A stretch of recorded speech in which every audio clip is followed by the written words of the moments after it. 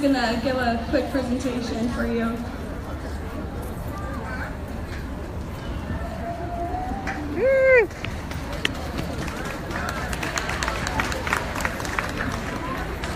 Hi, my name is Vergun. I'm with Plaintiff for the Planet. And so, Plaintiff for the Planet is a United Nations nonprofit program, and we train kids from ages 4th grade to 12th grade about climate change and what they can do about it through one-day academies. And Plaintiff for the Planet, we're all around the world. We're kind of just starting in the United States. So we've had most of our academies in Seattle and Portland, but we're trying to bring one down here this November, and we have ones in Eugene also. Okay, so what is the climate crisis? The climate crisis, one aspect of the climate crisis, also known as climate change, can be explained by the greenhouse effect. The greenhouse effect is when CO2 and other gases, fossil fuels like methane, get trapped in between our atmosphere and don't let the sun's rays go, and let the sun's rays come through to warm us up, but don't let the sun rays bounce back out into the outer space and let them get trapped here.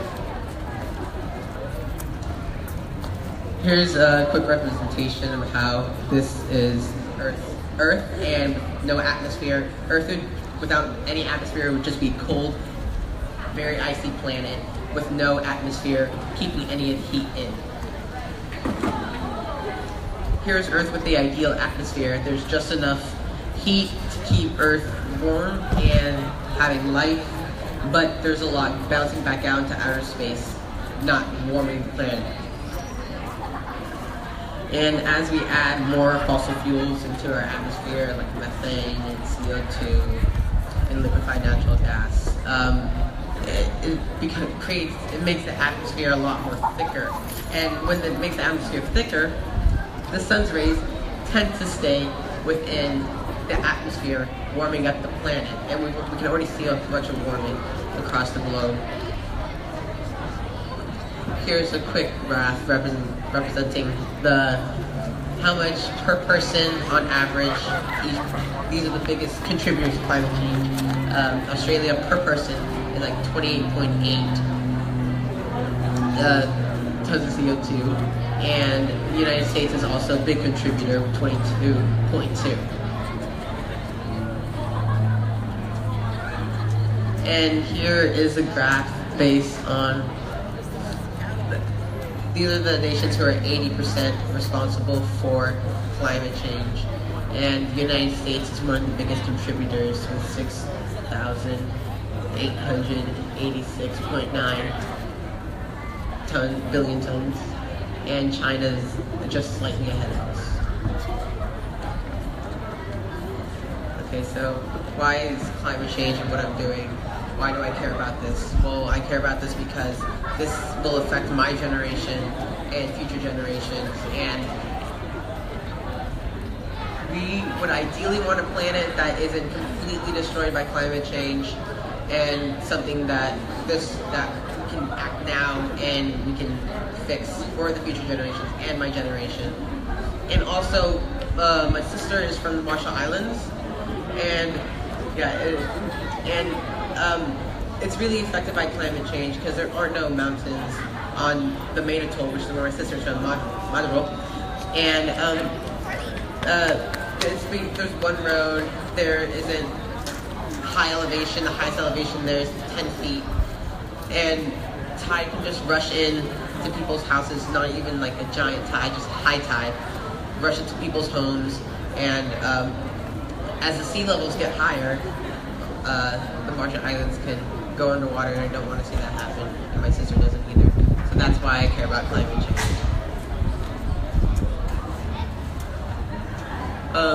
Here's a picture of in Bangladesh, where they've had a ton of floods, flash floods, which flow into people's homes and destroy everything that they have, and they have to keep moving, creating climate refugees.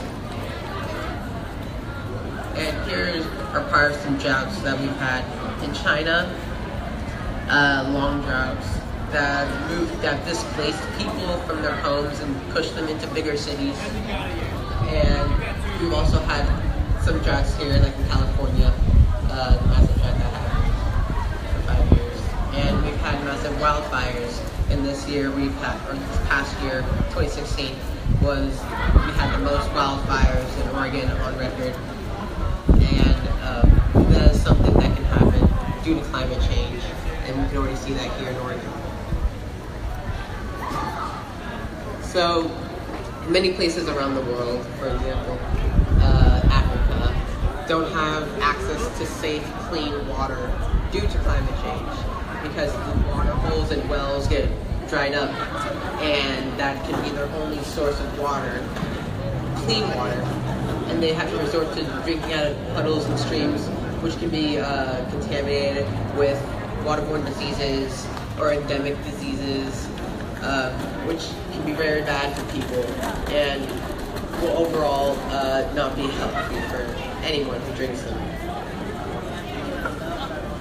Here's a picture of the glacier in Switzerland, and here's from 1948.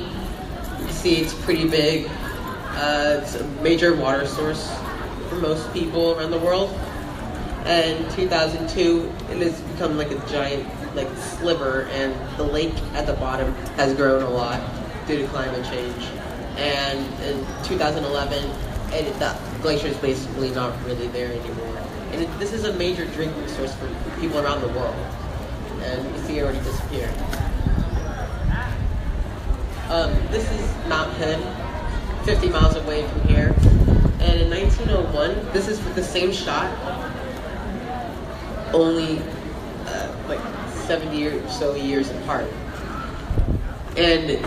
or 100 or so years apart. And here Mount Hood is luscious, it is snowy, it is what Mount Hood is supposed to look like. And in 2015, when we had a giant drought, a giant wildfire in the Mountain National Forest, this is the same time of year also, summer. And there's a whole bunch of bare spots. There is not enough snow. The higher you go, the more snow you get, but not as much as there used to be. So this is the Greenland ice and the land ice, or sea ice. So the sea ice doesn't affect global temperatures rising because it is just refrozen ocean water. And the Greenland ice, the landlocked ice over here, is the real thing that can cause climate change. And it's, as the water runs off to the land, it runs into the ocean, and it causes sea level rise, catastrophic climate change due to that. And yeah. So this is what it used to look like in 1980. The Greenland ice, the sea ice, pretty massive. It is also used to reflect off the sun's rays because white doesn't attract light like dark clothes and like the dark ocean. So it bounces back up into space, not warming our planet. And due to the warming of oceans, the sea ice has been melting away, which isn't causing the sea level rise, but it is not fulfilling its purpose of reflecting off the sun's rays back into the atmosphere where it's supposed to be, or back into space where it's supposed to go. And the landlocked ice is also melting significantly, which is causing sea level rise. As I mentioned before, the sea ice is used to reflect sun rays back into the atmosphere where it's supposed to go, and keep enough here on the planet so that we don't get too cold. And since the dark blue ocean absorbs a lot of the sun's heat and sun's rays, it further warms up the oceans, causing acidification, ocean acidification, and the further warming of the landlocked ice, which causes the sea level rise. So here's the Florida that we're used to, and due to sea level rise, most of Florida is not going to be around once we get to the expected 10 feet of sea level rise. This is what Florida will look like if the expected 10 feet of sea level rise occurs. You can see a lot of over half of Florida is gone, or half of Florida is gone, and this isn't a future that we like to see, so that's why Planet is working on planting trees to stop climate change. And cities around the world, major cities like London, Dublin, Paris, Barcelona, are also coastal cities which can be affected by sea level rise significantly, and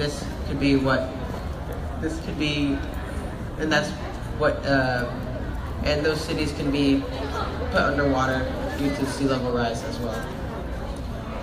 This is a picture shot in the Marshall Islands in front of someone's home. And this is just a high tide. It's flooding people's houses, it's flooding the streets, it's flooding the alleys, and 10 feet of sea level rise is just too much. The Marshall Islands will go underwater, and so this is why I mentioned why I act on climate change. And you don't want the Marshallese to move, they want to stay at the Marshall Islands, but if nothing happens with climate change and keeps getting worse and worse and worse, they're going to have to move. And we've moved to the United States and all around the world. Yeah!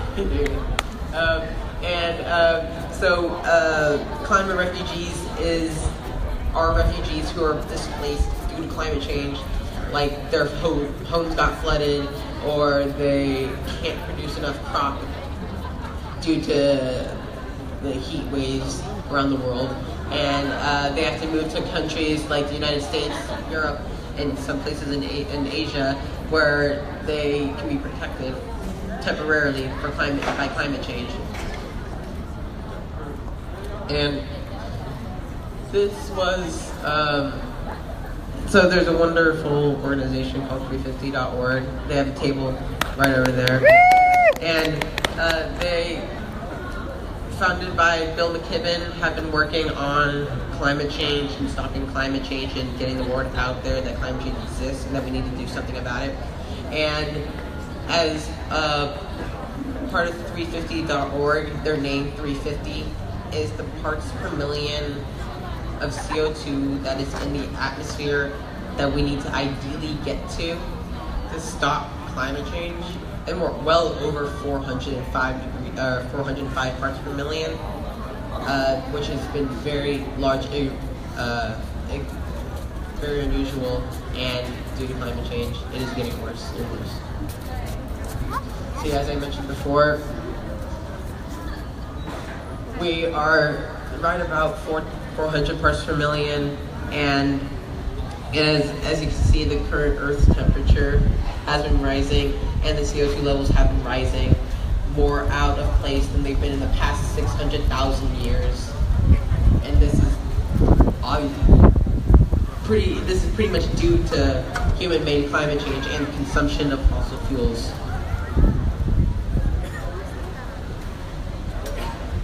So the plan for the planet has set up, there's several plans the plan for the planet has set up to combat climate change, but here's just a short graph representing what if we don't act on climate change until much, much later versus if we act now. So if we acted in 2010, you could have gone below 350 parts per million before 2050, or by 2050. And if we start acting in 2030 on climate change, like cutting all of our emissions and preventing 1.5 degrees Celsius of warming, it will take well over 150 years to even get down to 350. And if we don't act until 2050, it'll take way longer. Okay, so I get this question a lot.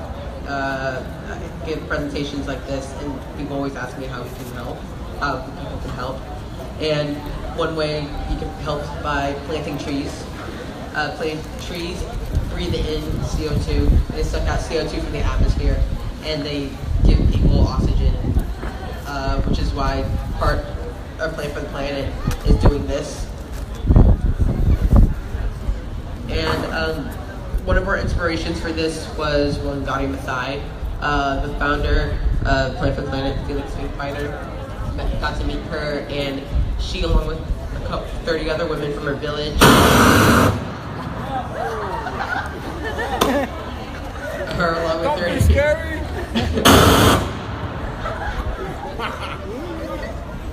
Those damn islanders. Along with her and 30 other women from her village in Africa, they planted 30 million trees in 30 years, and that was one of our great inspirations about Plant for the Planet, planting trees as a great way to combat climate change in a very easy way. This was the first tree that Felix planted at one of his academies at his elementary school in Starnberg, Germany, where it all started, and it used to be part of his 4th grade project, which back in 2008 was looking at the effects of climate change on polar bears. So it just turned into this wonderful organization, Plant for the Planet. Felix was invited in 2009 to come to the International Children's Youth Conference in South Korea, and he spoke there, and he asked kids to come up onto this. He asked kids to come up onto the stage if they would pledge to plant 1 billion trees in their country. And he didn't expect all that many kids to come up, but within 10 seconds, every single kid was up on the stage with him, pledging to plant 1 million trees in their country. And so now Plant for the Planet is all around the world. We have over 34,000 ambassadors, youth ambassadors, and we plant trees in over 200 countries, and we've had academies in over 193 countries around the world. We've had academies worldwide. We kind of just started in the United States, and we're bringing academies down here to Salem this November, which is going to be great. So there's more information at our table over there if you want to know about it. And so one of the main aspects that Plant for the Planet is trying to get through is that it's a youth-led organization. So we have adults help with like coordinating stuff, but it's youth teaching youth about climate change, and that's how Plant for the Planet has been going on since its beginnings. And because we believe that since it's our future that's affected, it should be partly our future that needs to fix it, or our generation that needs to fix it.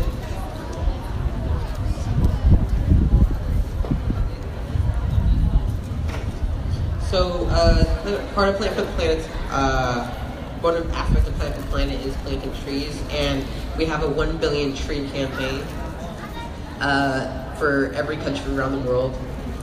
And this is just Felix Finkbeiner with the Prince of Monaco. And so Felix asked for help from the big chocolate companies like Nestle and Hershey's to help with Plant for the Planet and to be a sponsor, and they didn't want to help him at all. And so Felix just came up with the idea to start his own chocolate company, which was it's called the Change Chocolate, and all the money that goes into buying the chocolate goes to planting trees in the global south where it's easier for trees to grow. And it can be bought in a lot of grocery stores in Germany, and you can buy it on their site online. And it's carbon neutral, as in they ship in the chocolate, but they plant enough trees to offset the carbon emitted from that. And it's also fair trade, which is great.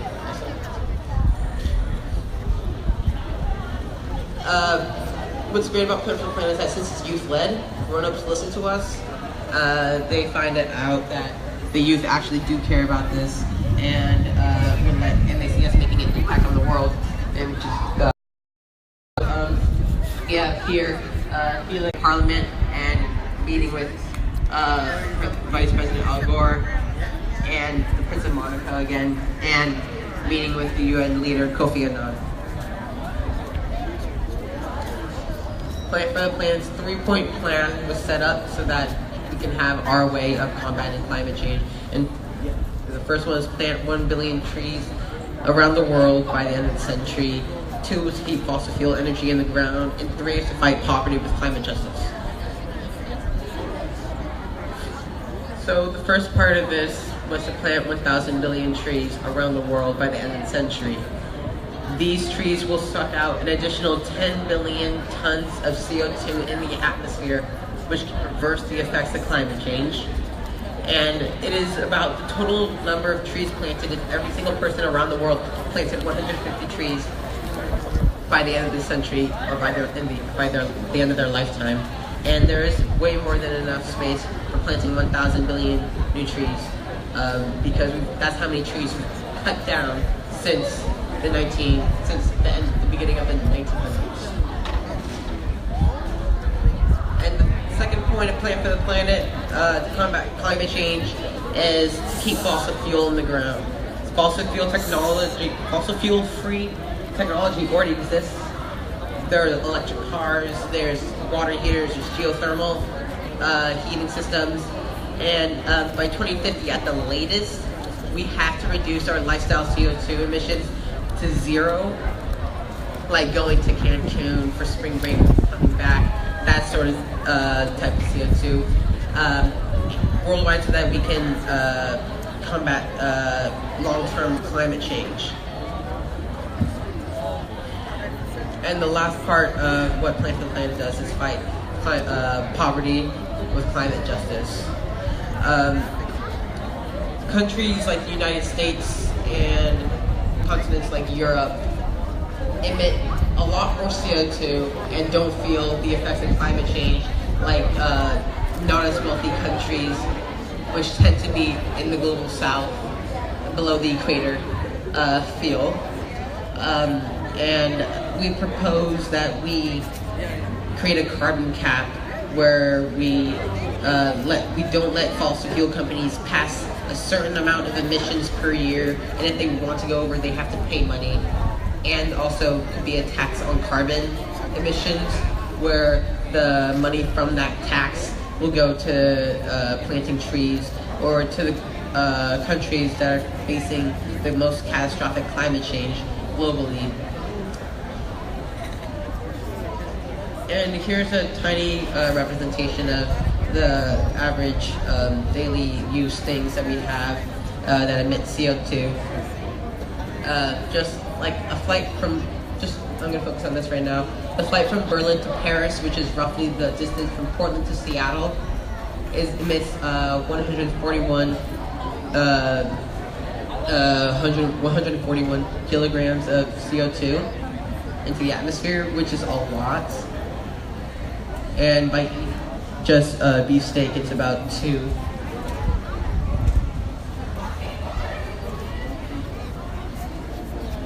So I talked about a little bit about methane in the beginning, but it is about 90 times more potent than CO2, which means about 90 times more of a problem than CO2. And that's what a lot of people use to heat up their houses. That's what we used to use, and then we switched to an electric heater. And cows also emit methane, which can be, we don't necessarily have to go vegetarian, but we have to cut our beef consumption significantly to offset that. Here is just like 2 pictures, one with Plan for the Planet ambassador with Bill McKibben, founder of 350. And here's a picture of my sister from the Marshall Islands and me with Bill McKibben when he was in Portland a while back. And here's a picture of me and Senator Jeff Merkley when he was at high school. And Here's Felix Finkbeiner with Harrison Ford. He played Han Solo in Star Wars movies.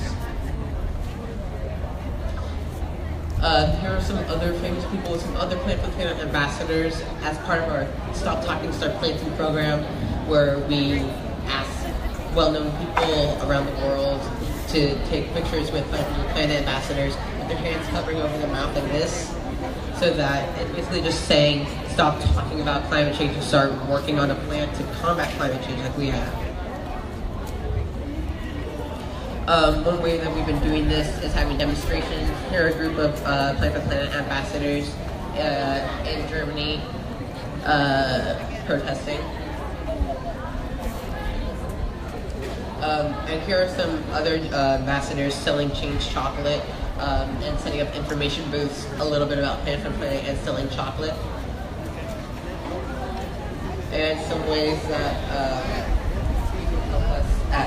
you can help us Plant for the Planet is to give presentations about Plant for the Planet, fundraise for Plant for the Planet to plant trees around in the global south where it's easier for the trees to grow, and create a Plant for the Planet club or climate change club or sustainability club of sorts, or join one to help us find locations in your area that can help us send academies to your area.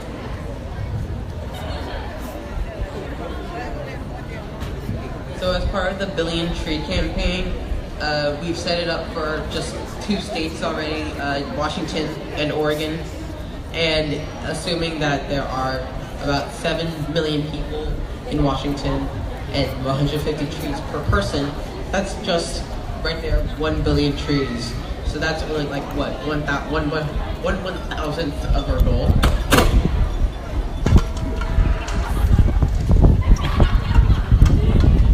And here's Oregon's Billion Tree campaign with about 4 million people and 150 trees per person, and that is 595 million trees. And you can help us make this a reality, and by planting trees, Friends of Trees is an awesome organization that plants trees mainly during fall and winter. And here are some local actions in like Portland and Seattle that Plant for the Planet has partaken in. We've had a spot on HBO's Saving My Tomorrow documentary. We've had academies all around Seattle, like Whidbey, Bainbridge, Vancouver, and Portland, Oregon. We've had planting trees here locally as part of our academies, and we've been planting overseas as a gift. And we participated in Shell No Kayaktivism when the Shell oil rig was here in Portland, and it was here and over there in Seattle. Plant for the Planet took action onto the water by doing some kayaktivism. And my sister and I are part of the Archer Leach Trust lawsuit, where us and 19 other youth are suing the federal government over violating our rights to life, liberty, and property by allowing the use, burning, and extraction of fossil fuels, and hurting our generation and future generations. So thanks for listening to my presentation about Plant for the Planet. We have a booth back there if you want to come talk to me about something about this presentation. So yeah, I hope you guys enjoy the rest of your day.